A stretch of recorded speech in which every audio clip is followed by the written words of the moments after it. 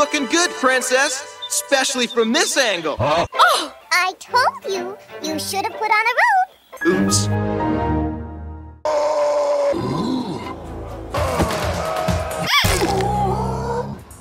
This is where you fall down.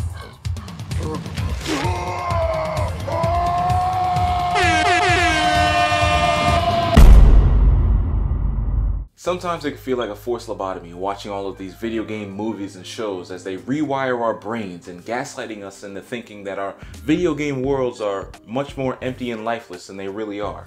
We put hundreds and sometimes maybe even thousands of hours into these games, and sometimes these movies and shows have us feeling like average video game nerds asking for too much. But that could be the issue. We put hundreds and sometimes even thousands of hours into these games. How do we realistically expect a studio to fit that all into a 2 or 3 hour experience? It's almost an impossible task.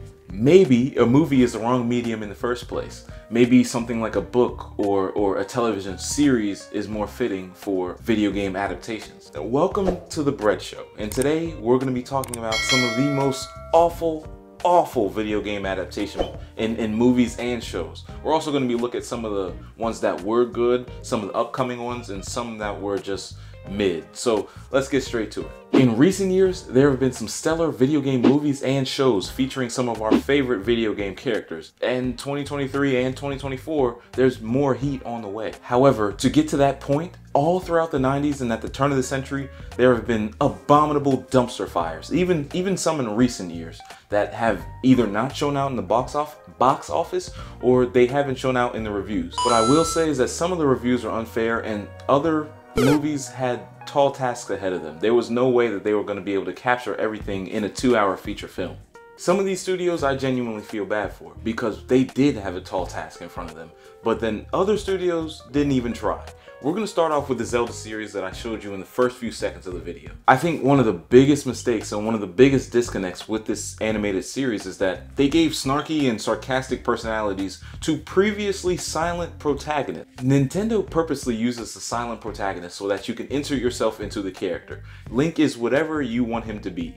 And when this video game adaptation came out of this show, nobody expected him to be like this. Me, I only watched the first episode, and I could see off the bat that he was just your regular run-of-the-mill creepo douchebag.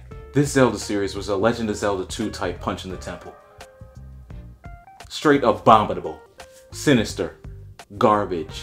One of the films that I really feel badly for, slightly feel badly for, is the Super Mario Bros. Film. That movie got a 41% on IMDb. It got a $48 million budget and went $40 million in the box office. I could sense they really didn't want to stick to the script of Mario. In the video games, yes, we know in the Mario lore that he is a plumber, but if you played the games and nobody ever told you that Mario was a plumber, you probably wouldn't know that Mario was a plumber. You would just thought that he was just spending all of his times in the sewers. But the studio really ran with the fact that Mario and Luigi were plumbers. I mean, there's not much to say about the film. The film is just goofy, wacky, silly from the start. I mean, just look at the Pinhead Larry-ass Goomba designs.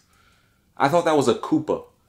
They called him a Goomba. You probably didn't know this, considering that this movie had a $20 million budget and went $14 million in the box office. But Ratchet & Clank had a 2016 animated film.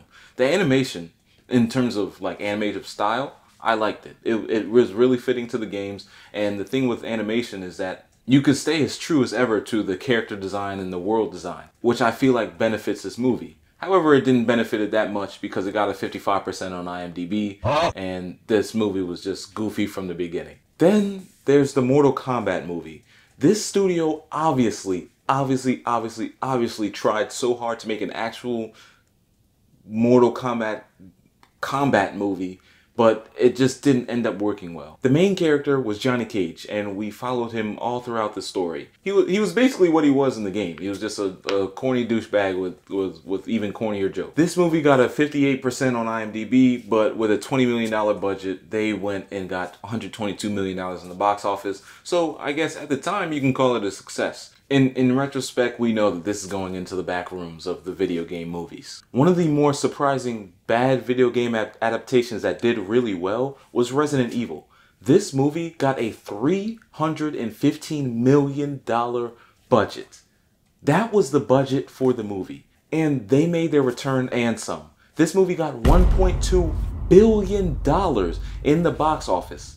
$1.2 billion in the box office. That is Avengers. That is Avatar type success. Maybe not Avatar, but that is like an Avengers movie type of success. It still only got 66% on IMDb, which is the top one out of all the bad category.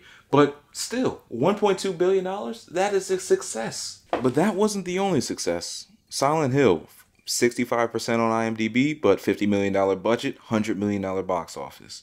Street Fighter, 40% on IMDb, $35 million budget, $99 million box office. So, with that being said, we can conclude a lot of things. First, we can conclude that it's not the budget. Money is getting dumped into these films. And also, not every bad video game movie does bad in the box office. But that could be due to the fact that if you're hype about a Tomb Raider movie coming out, the Tomb Raider players are going to come out to it. So you can run it up on first week sales and then flop the rest of the time after everybody sees that you lured them in and suckered them in.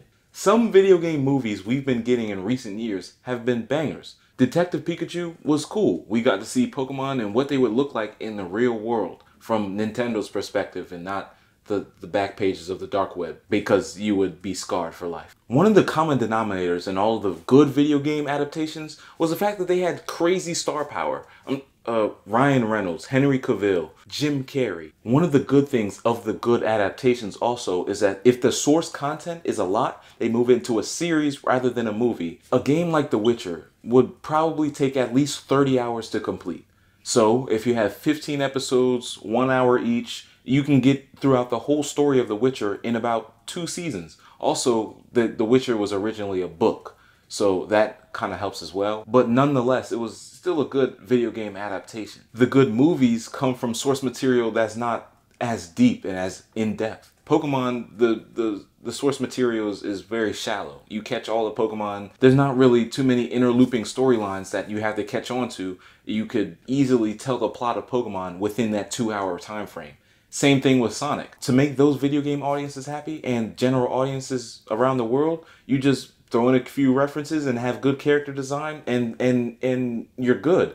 Remember when Sonic had that trash, absolutely horrible, abominable character design, and they switched that, and now the Sonic movies are probably the best video game adaptations to come out to date. And of course, there are other movies and TV shows that I didn't get to that I didn't think were either good or bad. They were just okay, like Uncharted or the Mega Man series or the Angry Birds movie. But it is good to see that it looks like Hollywood is catching on to what makes a video game movie right. What makes a video game movie entertaining for all audiences. I remember when my mom came up to me talking about Halo and Master Chief and how crazy that was, because those are like 2 different worlds, but because she watches a lot of streaming platforms, now she's introduced to Master Chief and Halo, and we have that common ground to talk about.